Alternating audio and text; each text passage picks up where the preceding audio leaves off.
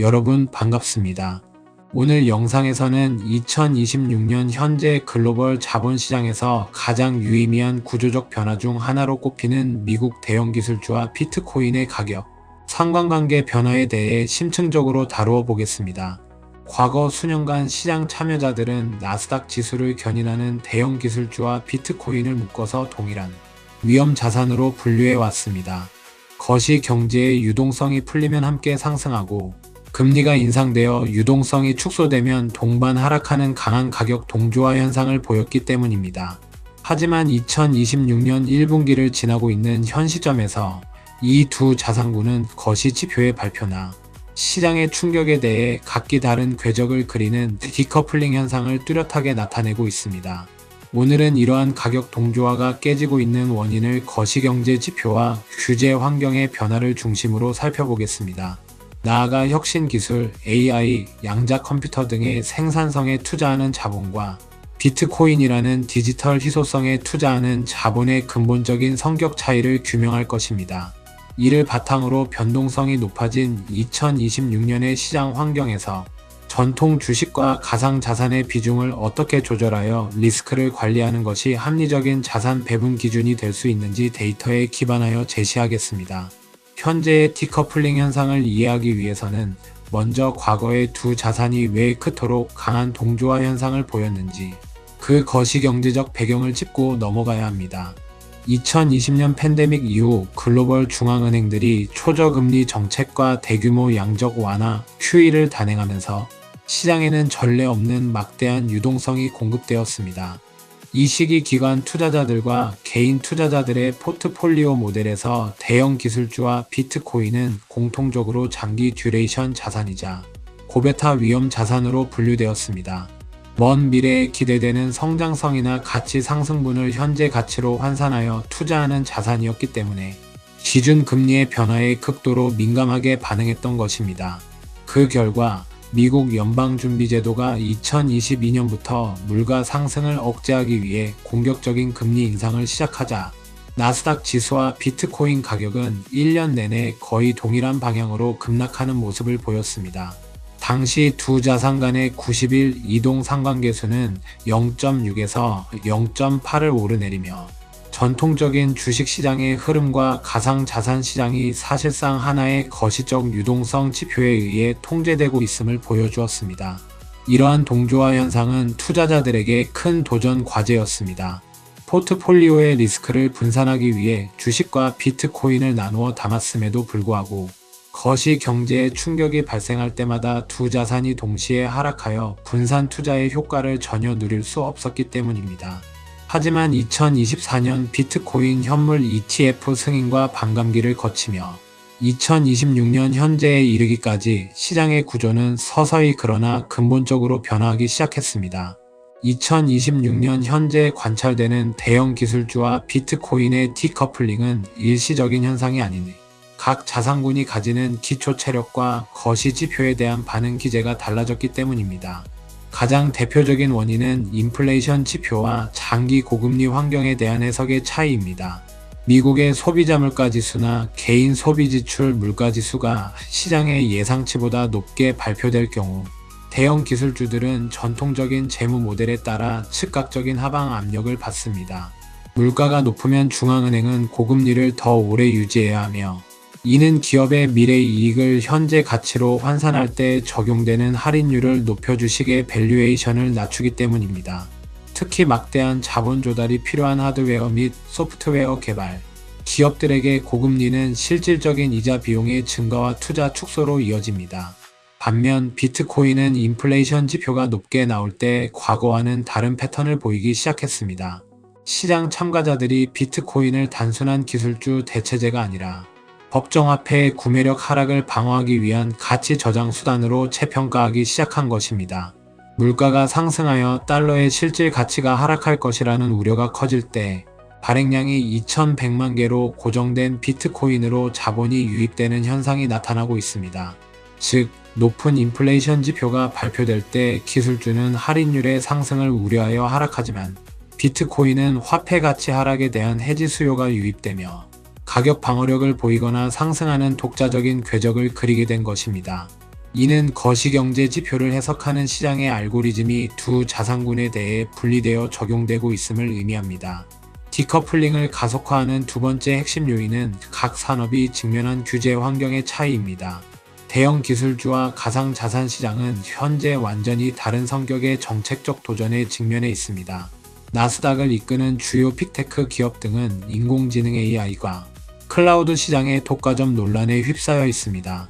미국 법무부와 연방거래위원회 그리고 유럽연합 EU의 반독점, 규제 당국은 대형 기술 기업들의 시장 지배력 남용을 지속적으로 견제하고 있으며 이는 기업 분할이나 천문학적인 벌금 리스크로 작용하여 주가의 변동성을 높이는 요인이 됩니다. 새로운 혁신을 주도하고 있음에도 불구하고 정책 당국의 강력한 견제가 성장의 상단 가이던스를 제한하고 있는 형국입니다. 이와 대조적으로 비트코인은 규제의 불확실성 국면을 지나 제도적 수용 단계로 접어들었습니다. 2024년 비트코인 현물 ETF의 상장 이후 2026년 현재 비트코인은 글로벌 자산운용사, 연기금, 전통은행들이 합법적으로 포트폴리오에 편입할 수 있는 표준화된 금융상품으로 자리 잡았습니다. 또한 회계 기준의 변경으로 기업들이 보유한 비트코인을 공정가치로 재무제표에 반영할 수 있게 되면서 기업들의 잉여 자금 유입이 구조화되었습니다.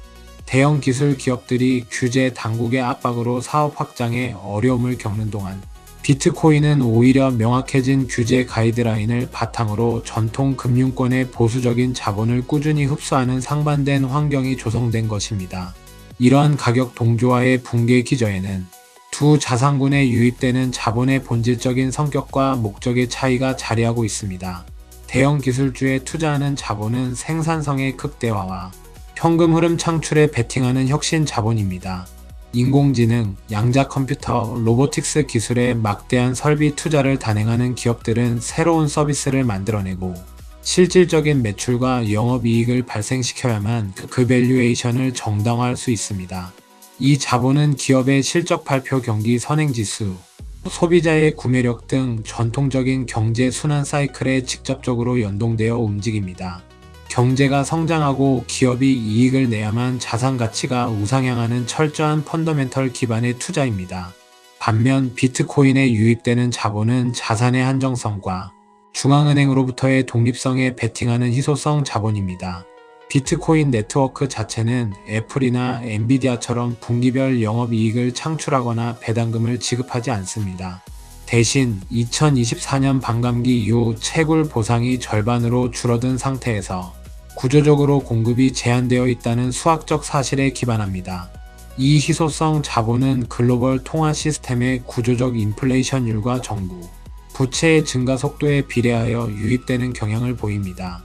기업이 일을 잘해서 가치가 오르는 것이 아니라 법정화폐 시스템의 구매력이 훼손되는 것을 방어하기 위한 대안적 저장소로서 기능하는 것입니다. 따라서 기술 기업의 실적 전망이 둔화되더라도 거시경제의 통화, 팽창 리스크가 지속된다면 비트코인으로는 계속해서 자본이 유입될 수 있는 독자적인 논리 구조가 형성됩니다. 주식시장의 변동성이 높게 유지되고 기술주와 비트코인의 디커플링이 진행되는 2026년의 환경에서 투자자는 포트폴리오 리스크를 어떻게 관리해야 할까요? 핵심은 두 자산군의 낮아진 상관관계를 적극적으로 활용하는 것입니다. 포트폴리오 이론에서 리스크를 낮추는 가장 효과적인 방법은 서로 다른 방향으로 움직이거나 상관계수가 낮은 자산들을 적절한 비율로 섞는 것입니다. 과거처럼 기술주와 비트코인이 0.8 이상의 높은 상관관계를 보일 때는 두 자산을 함께 보유하는 것이 단순히 리스크를 가중시키는 결과만 나왔습니다.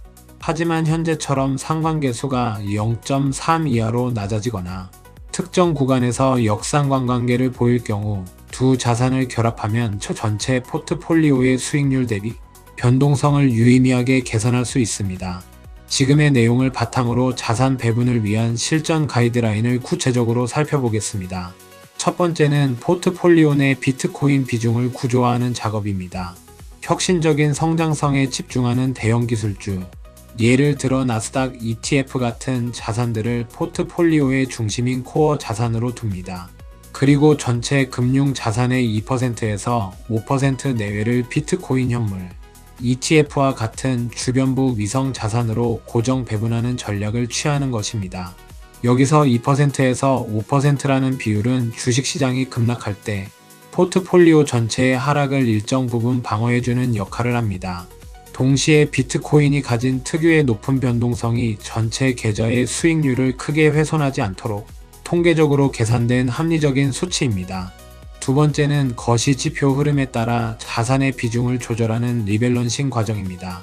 시장에서 금리 인하에 대한 기대감이 줄어들고 물가는 높은데 실물 경기는 둔화되는 스태그플레이션 우려가 커지는 시기가 있습니다.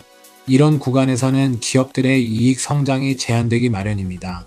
따라서 전통적인 주식의 비중을 소폭 줄이고 가치 저장 수단으로서의 성격이 뚜렷해진 가상자산의 비중을 그대로 유지하거나 조금 더 늘리는 조치가 합리적인 대안이 될 수 있습니다.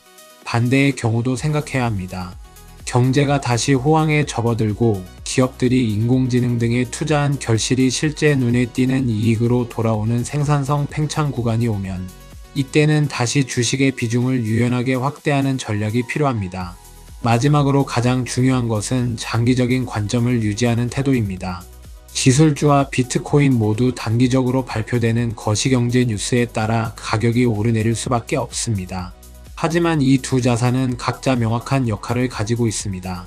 기술주는 인류의 생산성을 향상시키는 데 기여하고 비트코인은 자본의 희소성을 보존하는 데 목적이 있습니다. 그렇기 때문에 시장의 변동성이 커진다고 해서 매일 가격 확인에 일희일비하며 자산을 급하게 매각하는 것은 피해야 합니다. 그보다는 본인이 처음 설정했던 자산 배분 비율, 예를 들어 주식 70%, 채권 25%, 비트코인 5%라는 원칙이 자산 가격의 변화로 인해 틀어졌을 때 이를 다시 원래 비율로 기계적으로 맞추어주는 작업을 수행하는 것이 장기적인 수익률을 지켜내는 데 훨씬 유리합니다. 여러분, 오늘 우리는 과거 하나의 흐름으로 움직이던 대형 기술주와 비트코인이 2026년 현재 어떠한 거시경제적 이유로 각기 다른 길을 걷고 있는지 데이터와 함께 분석해 보았습니다. 시장은 진화하고 있습니다. 초기 가상자산 시장이 유동성에만 의존하는 투기적 성격을 지녔다면 현재는 제도권의 수용과 명확해진 규제 환경을 바탕으로 거시 경제의 변수들에 독자적으로 반응하는 성숙한 자산군으로 자리매김하고 있습니다. 기술 기업들은 반독점 규제와 금리의 압박 속에서도 실질적인 생산성, 혁신을 증명해야 하는 과제를 안고 있습니다. 투자에 있어서 어제의 공식이 오늘에도 그대로 적용될 것이라는 맹신은 위험합니다. 자산 간의 상관관계 변화를 추적하고 인플레이션, 지표와 통화 정책이 각 자산군에 미치는 영향을 객관적으로 분석하는 과정이 반드시 수반되어야 합니다. 오늘 제시해드린 데이터와 포트폴리오 자산 배분의 논리가 변동성이 일상화된 2026년의 자본시장에서 여러분의 소중한 자산을 지키고 합리적으로 운용하는 데 있어 유용한 기준점이 되기를 기대합니다. 시장의 구조적 변화를 읽어내는 차분한 안목으로 다음 시간에도 유익하고 객관적인 경제 데이터 분석으로 찾아뵙겠습니다. 오늘 내용이 도움되셨다면 구독, 좋아요 부탁드립니다.